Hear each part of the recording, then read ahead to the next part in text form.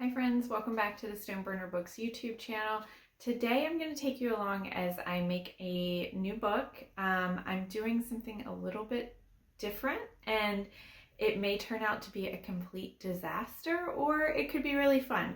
So let me show you kind of what I'm thinking. So the end result is going to be a book like this. This one is about 3x5 size and it has lined pages. It's a cased journal, but I want to make it with this fun Halloween paper. I picked up a couple sheets of this. This is just a 12x12 piece of paper. I picked up 2 of those recently and I want to make the covers out of that paper, but I was thinking of doing something a little bit interesting with the book cloth. So this black part here is cloth and I am actually out of my favorite black book cloth. So I don't have any orange to go with this, but I do have white and I was planning on just doing white. And then I decided to kind of pull inspiration from the candy corn. So bear with me. I am going to cut a little piece of the white cloth, cut it to size and everything, and paint it in candy corn stripes. We will see how it turns out. The only reason that this is actually happening is because I already had the colors on hand in acrylic paints, and the cloth that I have that's white, it really does kind of feel like a canvas. So we're gonna see how it goes. So I'm gonna take you along on this experiment with me. So let's jump in and see how this turns out. Okay, I pulled out 2 different types of white cloth I have. You can kind of see this one here is a little bit more creamy and this is a little bit more true white. Something that might not come across on screen is that this one is a little bit more of a soft texture. This one's a little bit more stiff and I think this one's a little bit more absorbent and this one's a little less. So I know this is a weird way to describe it. Part of me wants to use the softer one, but I think that the paint will do better on this one. So let's go ahead and find the grain and cut it to size. So let's see. This is a scrap piece of paper and I did not mark my grain direction on the back of it. So I'm gonna fold it and it looks okay that way, but let's see how it goes. Oh yeah, can you see here how it's wrinkling up? That means I'm folding it against the grain. So the grain direction is long, which is perfect because I need about 6.5 inches. Let me just confirm my measurements. I have these boards already cut to size for my covers. Yep, they're 5.5 inches. So I want a 6.5 inch long piece of cloth and I'm going to cut this one just a little bit extra. So I'm going to cut, even though this is wider than what I need, I'm going to cut it to 6.5 and then maybe I'll use that extra little strip to test out my paint on. So I'm just lining it up on my board here. That saves quite a bit of time when I'm working on these projects that don't have to be exactly exact down to the millimeter.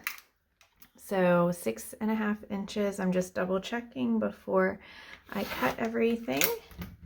And then I'll put this to the side and just double checking 6.5. Perfect.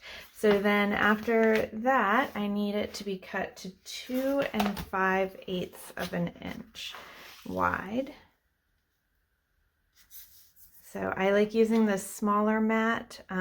It is less cut up than my big green mat. So that's why I always bring this one out as well. So cutting it to the correct width. So this is going to be my scrap paper. And this is going to be my actual piece that I test. So let me mix up some paints and I kind of want to maybe with some colored pencil, just do a real gentle line as to where I want the different colors to be. So let me get that stuff prepped and I'll be right back. Okay, before I start mixing paint, which is going to be a whole thing, trying to match the colors, I want to show you kind of what I'm thinking in terms of stenciling out where the colors are gonna go. So this is just my test sample, but since it's the same height, this was actually really helpful. I can practice. So we know that the first 1/2 inch on both sides, that's actually gonna wrap around the covers. And so it doesn't necessarily need to be painted. The top is gonna be white, and I do have white paint, but I'm not sure if I'm going to just leave it white or if I'm gonna paint it. I think I'll paint the other colors and see how it goes. Now let's look at this. It looks like on most of these, the bottom and the top are about the same thickness, and then that middle is just a hair bigger. These look a little bit more even. I guess I could Google it and see if there is a ratio, if it's just 1 to 1. Maybe I should just try to do 1 to 1. Okay, so let's think about this. Our bottom part, so we're gonna have 5.5 inches where we need to split it. So 3, 3, 3, that gives us a little bit extra. So we basically need about 1 3/4 of space per color. And then that would be here. It would still make the bottom a little bit too big.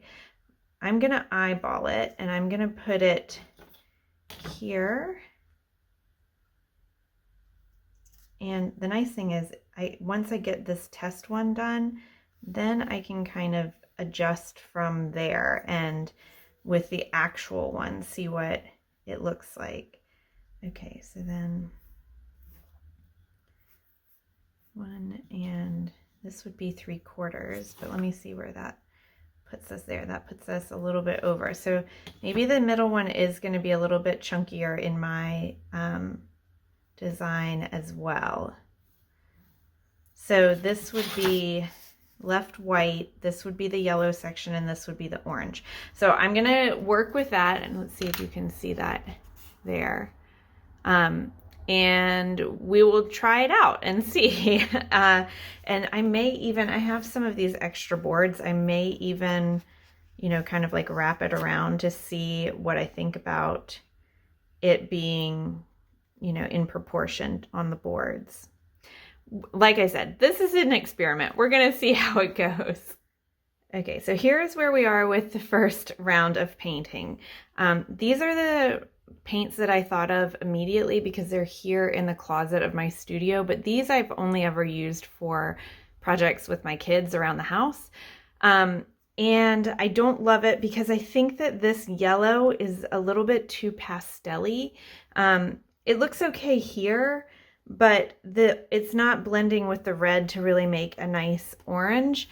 And then I realized I have like nice acrylics that I use for marbling. So I have, I'm gonna try these red and yellow, and then I also even have this, I brought up the gold as well. So I'm gonna give these a go, and I will check in and see if I can get some better color matching there. Okay, so we have a little bit different shade here. This is the red, the yellow, and I added in a little bit of the gold. To me, it just looks like a really great shade of lipstick, but it's coming off a little bit too pink for me. However, when I take the paper, let's make sure I can do this without getting the paint on it. It actually doesn't look that bad. So I'm gonna go ahead and trust this and test it out, because I think it's gonna come across lighter than it actually is when I'm painting. And then you can see I just added some of the yellow from my other acrylics here. So we'll just test that out. So I'm gonna go for it. We're gonna see. Again, this could be a disaster, or you know, it could work out. Now I need to decide. So this is the bottom, this is gonna be the orange. I need to decide if I want to go all the way to, I guess I should just paint the whole bottom. I'm gonna flip it around so I can paint this way. So that way when it wraps around, it keeps that color. So here goes nothing. Let's make sure you can see that.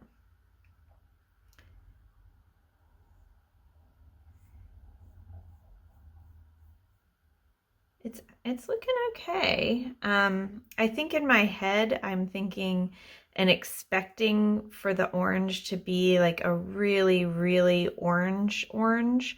But I also do wonder if that would bother me if it were too brightly orange. So we'll see how this turns out. I think adding in that little bit of gold shimmer does help a bit. And if I like this result, or if I like this process but not the color result, I may decide to just go buy some orange paint. This would be a lot easier if I just, you know, had orange paint as opposed to mixing my own. But you never know what you're going to get when you get it from the bottle too. So, all right, this is definitely curling up and I'm wondering, I like it. Let me put it, there's a couple spots that are just a little bit thick of paint. So I'm wondering if I need to put some double-sided tape on the back to hold it. Let me leave this here for a second and move my scrap paper. Grab another piece of scrap. I have all my scrap paper tucked underneath my workbench and it makes it really helpful in situations like this. All right, I've got double-sided tape here. I think that's what I'm gonna do. I'm just gonna lay this here and I just put my paperweight away. So I'm just gonna use the glue to hold that in place and then just put a little bit of tape here to hold it flat. See, that could also be something I would, let me push it down with my paintbrush. Something that I would want to know for the final result, because if this is going to curl up, then that might not translate well into actually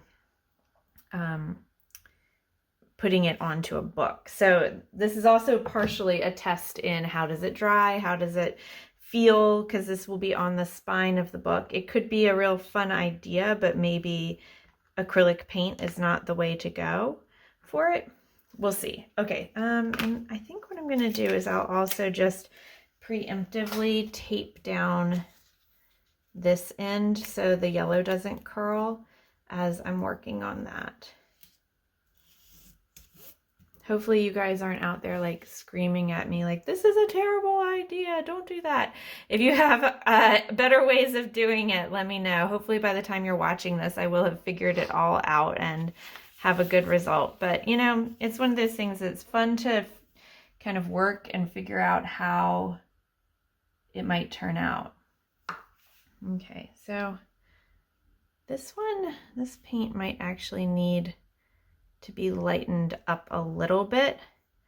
I think I also have to make the decision of how realistic do I want it to be, or do I just want it to be, you know, this shade looks good with this shade and then it's white, and is that good enough, or do I really want to try to truly color match to the paper, the colors that are in the paper? So that's something I'll have to figure out too. And I'm interested to see what color it is when it dries.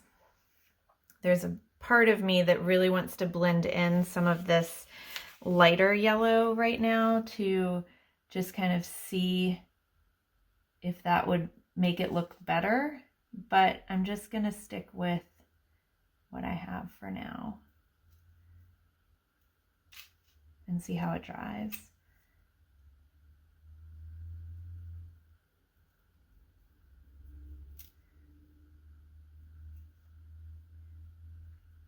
Also, do you like candy corn? Do you hate candy corn? It is a very polarizing candy, I know. So part of me is like, is this a bad idea? Because I know there are people who just really despise it. So I don't know if I'm going to be like really annoying some of you all by going with this color palette and this idea for the spine. I don't mind it, but I will say my favorites are those, it's the same like material as candy corn, the same food as candy corn, but they're pumpkins. I really like those. I know that's like an even worse thing, but that's what I like. All right, so here's where we are right now. It kind of looks like candy corn. I feel like it could be lighter. It looks more like there's the other one that has like a brown piece at the top. I feel like this might be that color palette. So I'm gonna have to decide about that. I will let this dry and come back and check in with you all, and we'll take a look at, you know, where we go from here. All right, so it has been several days. This is completely dried, and I don't know how I feel about it. Just to kind of show you up against the paper, this is how it looks. It's not a horrible match. It's not perfect, but I think my bigger concern is, can you see how much it's curling up on the edges? And it just is kind of thick on the book cloth. The paint made it kind of thick and stiff. Let me see if I can take it off the paper here. So it's just not terribly flexible, and I'm concerned that when this is in use, it may either be less flexible or flake off. So I was thinking, okay, what other types of paints do I have? My kids have these watercolors that are a little bit more, you know, they're already liquid based, and I was thinking this could be a good option. I also have an orange that is a closer shade to this one, but again, my big concern is that this potentially, it could blend in with the cloth better, but will it